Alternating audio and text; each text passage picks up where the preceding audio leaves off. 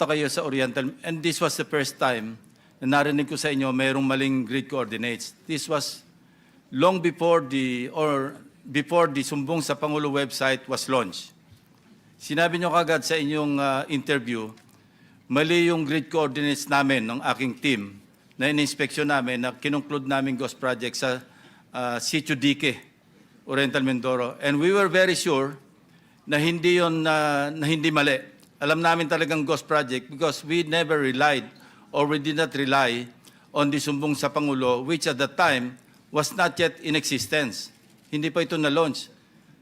Bakit meron na kagad kayong parang subliminally or consciously, alam niyo nang may mga maling grid coordinates? That was the first time, you know, when I first learned na talagang meron mga nasubmit sa Sumbong sa Pangulo na maling grid coordinates, you know, my investigator's mind, no? Kaya unang naisip ko Secretary, bakit kayo nakapagsalita noon na mali yung grid coordinates namin when in fact we did not rely on the Sumbong sa Pangulo grid coordinates. We relied on the DPWH grid coordinates and people on the ground. Kaya we were 100% sure na yung sinabi ko sa aking privilege speech na ghost project sa Sitio Dique was really a ghost project. Alam nyo, Mr. Secretary, i-disclose ko lang, noon ako unang napikon sa inyo. Because you were undermining the work done by my staff. Go ahead, please. Please explain. Your Honor, I'm sorry, but there's probably a misunderstanding a little bit on that, Mr. Chair. I only knew about the differences between the yung grid coordinates when we submitted actually the list of projects sa Office of the President. That is, I never knew actually about the coordinates, even maliwanag po yung inyong interview Mali yung grid coordinates ni Senator Lacson. Yun ang narinig ko sa interview nyo. Sabi ko, paano niya sabing mali? Chinek namin sa ground mismo, kausap namin yung mga tao, and we inspected physically. No? So my other question is, between August 4 last year, when you submitted the list of the grid coordinates to the Office of the President, and now that we're discussing it, kailan nyo unang na-realize na may mga maling grid coordinates? After August 4, Your Honor. When? After August 4 could be today. Well, I think a few weeks after when I already been able to validate actually yung existence of the ghost projects in Bulacan First Engineering. Who informed you na mayroong mali? The Regional Office of Region 3, Your Honor. Hindi kayo nasabihan ni Undersecretary Bernardo na mali po, sir, yung ating nasubmit? Hindi po for that particular area, Your Honor. No. We did not discuss. All over. We did not discuss actually coordinates at that time, Your Honor. Undersecretary Bernardo? We did not discuss the coordinates actually at that time. It's only the presence of the potential. I want to hear from Undersecretary Bernardo because in one of our private conversations, na-take up niya yan Nasabi na sa inyo na mali po, sir, yung ating nasubmit. When was that? Mr. Chair, basta naalala ko lang po noon is that when I talked to one of my, especially Region 4B, during that time, because there were issues in Region 4B that I think hindi naman po ghost talaga. So, ang ginawa ko po doon, with the Director, Gerald Pacana, na hindi ko po makausap noon, ay naalala ko po noon, kinausap ko si Engineer Altea at saka si Ruben Santos, na sabi ko, paliwanag nyo na kay Secretary yan dun sa yung sitwasyon natin na baka mali yung mga coordinates. Kasi ang pinag-iisipan po namin is that, although alam po naman ng taga-DPWH to, the late Undersecretary Cabral made the submission to the PMS. I think she directly submitted that to the PMS. Meron po siyang kausap doon.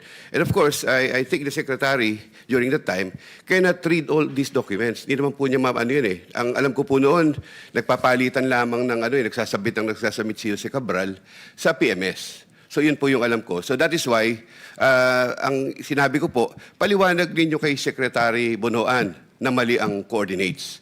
Baka kailangan maano niya. And I think between those period, may napaliwanag po ni Ruben Santos kay Secretary, nabanggit po sa kanya. Kailan po ito? I think after the submission na po nung sambong sa Pangulo, Mr. Chair. After August 4. After August 4 po. So, how many days after August 4 yan? Siguro po ilang araw lang kasi parang Ilang hindi pa araw? po ako retired nun eh. So, were there efforts to inform the President to correct, or were there efforts within the department to correct, to rectify? Kasi ang tagal ginagamit ng sumbong sa Pangulo yung mga grid coordinates eh. And kami mismo, I kept praising the sumbong sa Pangulo as very helpful to us. Kailan nyo kinol yung attention na Malacanang, Ops, i-recall muna namin kasi mali yung aming nasubmit. Were there efforts in that regard? Yes, as I recall, Mr. Chair, Your Honor, I think when I reported to the President the presence of the ghost projects in Bulacan First Engineering District, after I have validated it personally, 2 weeks after siguro po yun, 2 weeks after August 4. 2 weeks after August 4 po Yeah. nung kwan dito. And I told the President that as I learned from our staff noon na po, nung pinag-uusapan na natin yan, that they were telling me that there seems to be some differences between the MIPS coordinates and the ASISTEC coordinates. So I told the President that there are certain differences between the coordinates submitted in this Sumbong to Pangulo. Thank you. The Senate President is recognized. Thank you, Mr. Chairman. Well, I was really going to ask the Department of Justice one or two questions, but before that, a concern was brought to my attention. You mentioned August 4, but August 3, former Secretary Bonoan, Engineer Bonoan, Yusek Alcantara reported to you the existence of ghost projects, which was admitted to him by Bryce Hernandez. You reported this to the President, who eventually, I understand, went to the site. So, did you validate this? How did you validate the report of Yusek Alcantara? I went to the site. DE? No, I'm sorry. District Engineer Alcantara. Your Honor, I went to the site myself, together with people from the regional office, and they pointed it out to me, the location where they claim it's already a project that was completed. And I took some time actually to validate it, asking people around, I mean the people in that area, if they indeed this project were actually new projects, and they confirmed to me that these were old structures already, Mr. Chair. So that was when you reported it to the President? Yes, Mr. Chair. And he went to the site? Yes, Mr. Chair. Have cases been filed for these three ghost projects? Well, Your Honor, after I resigned from the office in September 1, I would not put the So you're status. not aware? You're not aware. Where is this project, Engineer? In Bulacan First Engineering District, Your Honor, I think one in Malolos and one in Pandi or something. There was and also, I don't know if you're aware, but there was a case filed over the Nauhan Mindoro Ghost Project. You're aware of this? Yes, this is Yes. in Oriental Mindoro, Your Honor. Yes, yes, I think so. And according to the report, the list of the accused is not complete. Are you aware of that, or is the DOJ aware of that? There are certain members of the DBM that should have been included, but they're not included in these cases filed. Can you enlighten us, Secretary Bida? Okay. In the case of the Nauhan project, Your Honors, this matter was investigated by the Office of the Ombudsman, and similarly, the preliminary investigation was also conducted.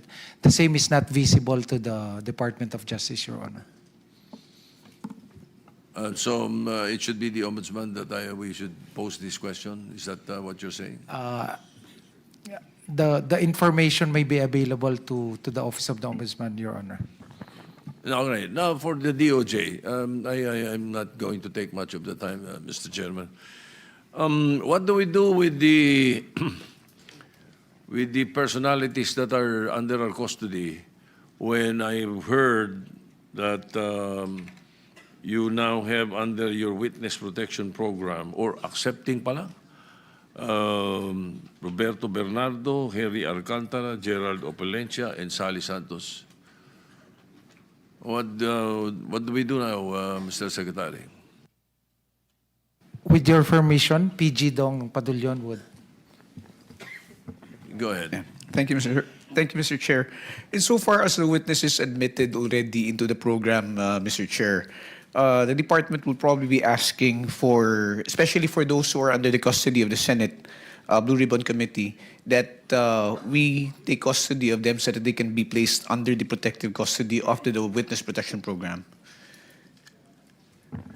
You are contemplating on sending a request to the Senate, is that it? Yes, we are contemplating on doing that, Mr. Senate President, sir. But not at the very moment, no? You may only be referring to Henry Alcantara, right? Yes, Mr. Chair. He's the only one under the custody of the Senate that was submitted. Yeah. So Yes, sir. Only Engineer Henry Alcantara, sir. Bernardo, Valencia, and Santos are not, no? Opalencia, Engineer Opalencia, and Sally Santos are not under the custody of the Senate, Your Honor. All right. Sama nyo na pag alis nyo, kung gusto nyo. See, If we will be granted by the the chairman is already agreeing, you know. I don't think anyone else would. if would object the chair of the Senate Blue Ribbon Committee so desires, sir, then we will take the necessary or appropriate action to take him into our custody. Sige, baka mabawasan na namin yung laman doon sa baba dahil Pakain. baka may mga ipapasok kami bago eh. Meron nga, Yung, Mr. President. especially those who do not respond to the subpoena that the Senate has brought out. So, all right. Your Honor, if we just thresh out the operational matters with the office of the committee of the Senate, Your Honors. Yes, All right. we will gladly take the protective custody of the I know state for a fact that witnesses. the Committee on Agriculture under Senator Pangilinan wants to confine some people. A few more after. Currently, Mr. President, and I Sige. think in the next hearing, meron pa. ho. Kaya mas So, maganda Mis- talagang mailipat na yung iba. So, Mr. Chairman, are we agreeing to the request? Admit nyo na rin sa program yung iba kung mag-cooperate para mabuwasan pa rin kami rito. Assuming that they fully cooperate, ha? Kasi I've been telling them, informing them na hindi pa naman huli yung lahat. And the committee may even recommend through the Senate President, once they fully cooperate and help in the investigation and eventual conviction of those being implicated, then, and I hope you will agree if the committee will recommend to the WPP, to the DOJ actually. Mr. Chair, we will seriously consider the recommendation coming from the Senate Blue Ribbon Committee and the Senate President. As we have made official in the statements of the department, we are not totally disclosing the possibility of these witnesses who applied that they will no longer be considered in future cases. Pwede pa naman po, ang sinasabi lang po ng departamento, base doon sa kanilang application sa ngayon at base doon sa mga kasong gusto nilang makover, hindi po papasok. Pero we're not saying that in the future, if there are cases or there are other statements that may come out where it will turn out that they will be or they can be utilized in the prosecution of these cases, the department will certainly consider it, sir. So, loud and clear, ha? Bryce, JP, Curly, you heard it from the horse's mouth. May pag-asa pa kayo. So, pagtulog nyo mamaya, isipin nyo mabuti yung gusto nyo i-testify.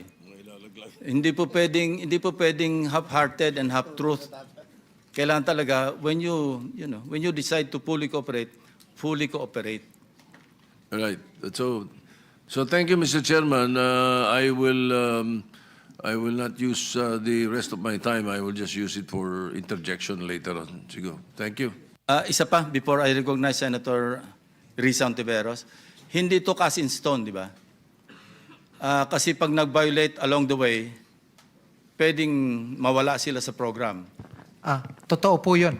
May mga kondisyon na kailangan nilang Ang pinaka-basic na kondisyon, patuloy na makipagtulungan Correct. sa Estado para mapatibay natin ang kaso at successful tayong manalo sa mga kasong atin. And ang covered lang, yung kasong tinetestify nila. Pag may sumulpot na ibang kaso na hindi nila binanggit, na hindi sila kasama, makakasuhan pa rin sila doon sa ibang kaso.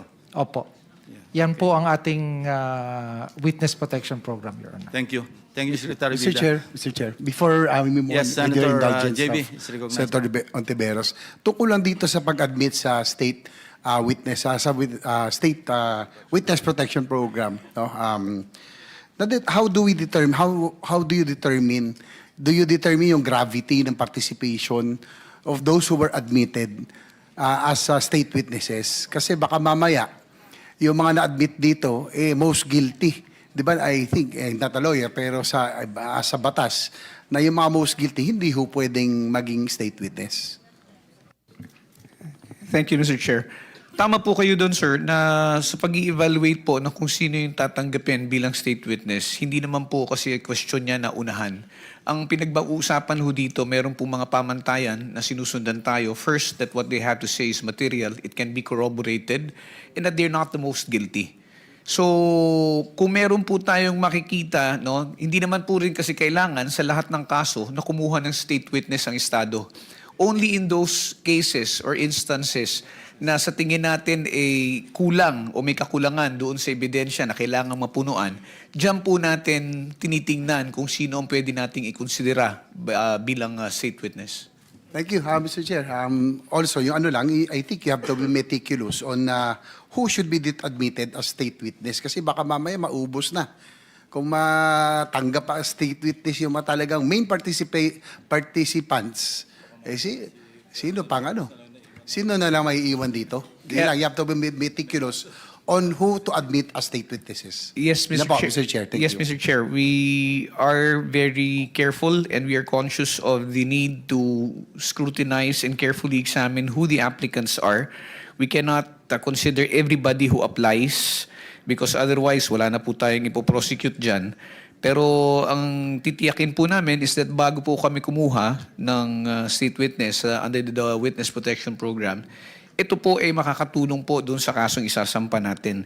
At bilang parang safety net, dito po sa mga natanggap, binanggit na nga po kanina ni Secretary Vida na hindi naman po sa lahat ng pagkakataon covered dito lahat ng kaso.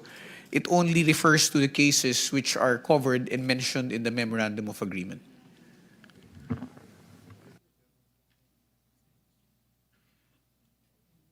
Thank you. Before I recognize Senator Risa Ontiveros, segue lang tayo ng konti. Anyway, pwede naman balikan tong issue, including the Cabral files later.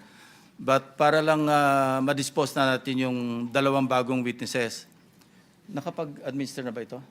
Hindi pa. Kindly administer the oath to Maria and Joy. Hindi ito yung mga real names nila, pero kindly administer the oath to the two new witnesses. Kindly stand up. Kindly raise your right hand.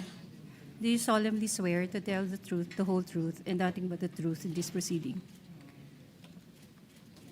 Thank you. Please sit down. And ipaliwanag nyo lang kung bakit kayo naanditong dalawa.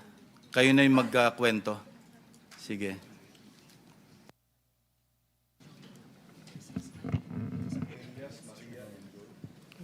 Good afternoon po. We have their real names. Nandiyan naman sa invitation. Thank you.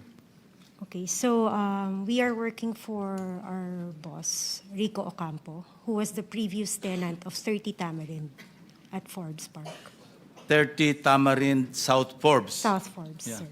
Kayo yung mga staff ni Mr. Rico Ocampo. Kami po, yes po, office staff po ni Yeah. Sir. Na siya yung tenant doon sa bahay na naibenta noong April 2023. Go ahead. That is Continue. correct, Your Honor. And then, during that time, January 29, we were CC'd sa email sa boss namin that we are being evicted January 31 at 3 p.m. Dapat nakalabas na kami ng place. Unfortunately,